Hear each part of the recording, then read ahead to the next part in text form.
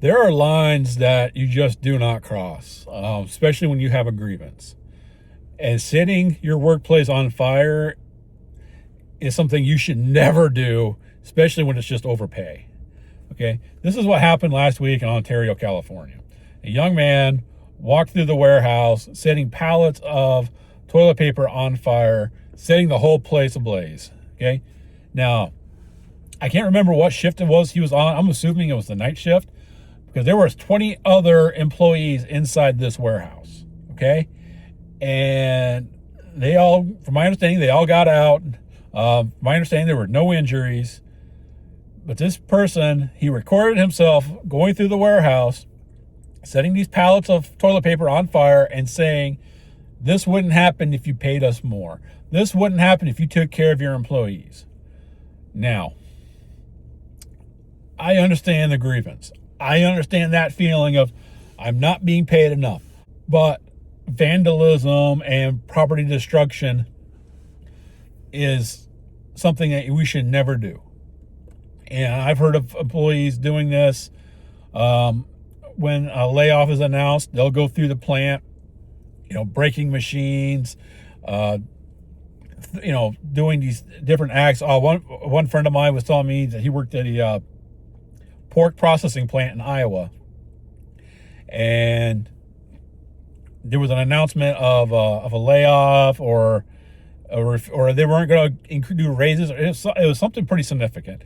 And people were going through and throwing chains and wrenches into these different machines out of grievance. So, I mean, violence and property destruction is never the answer. This young man is now facing, I think, a minimum of 10 years for arson, and I don't know how many more for public endangerment, because I'm sorry, that fire could have easily spread to other buildings. People who are inside could have lost their lives. Also, here's something to think about too. When you're doing this stuff and you're thinking you're protesting, you're fighting against the man, you're putting these CEOs in their place. You're not.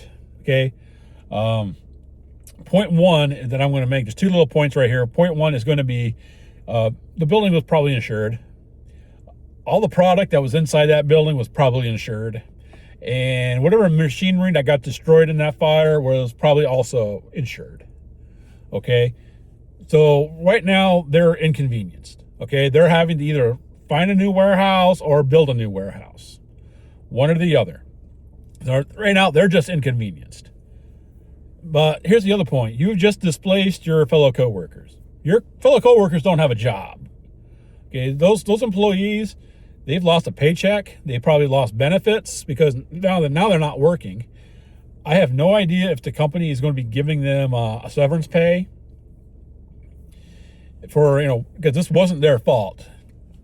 I know for a fact that unemployment is not going to cover it all. Unemployment only covers a fraction of what you make. So these guys, his fellow employees are now facing possible evictions because they can't pay the rent.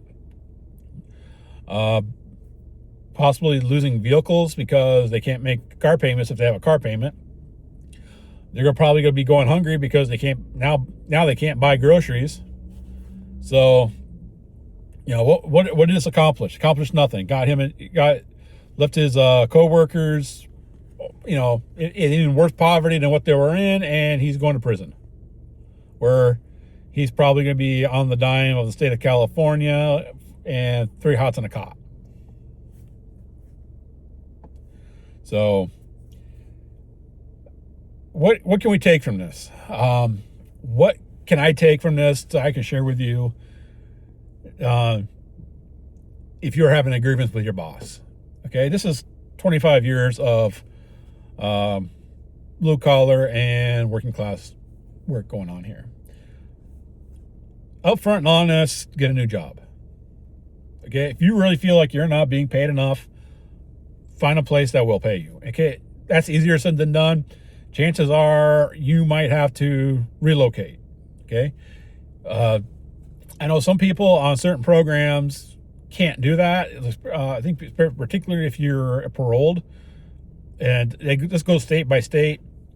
that you're going to have to, you have to have employment and you're only allowed to live in a certain area. So relocating may not be an option, but that's an option right there. Is find a better job. Okay, that's, like I said, that's straight up honest answer. The other one is create for yourself new skills. Okay, learn something new. Make yourself more valuable as an employee. The other thing is to create a business. Create yourself a side business. That is, once again, that's easier said than done. I personally have coworkers who are currently entrepreneurs. They have side businesses, and they actually have said right now, if something happened to the company, they would be fine for a while. They're making decent income. It would actually probably give them a chance to increase their business.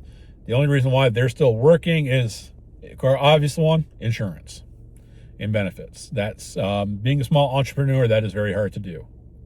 So, but those are some things that you can do if you feel like you're being mistreated or underpaid at your job.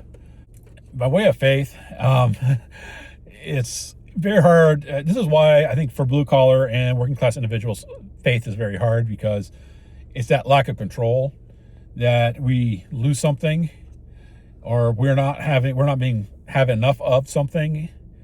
So one of the things that I do is when I wake up is try to count my blessings. Okay, first of all, blessing number one, I woke up. Okay, that is a fantastic blessing. A lot of people, it sounds kind of cheesy, but hey, I woke up. The other one is I have food in my refrigerator.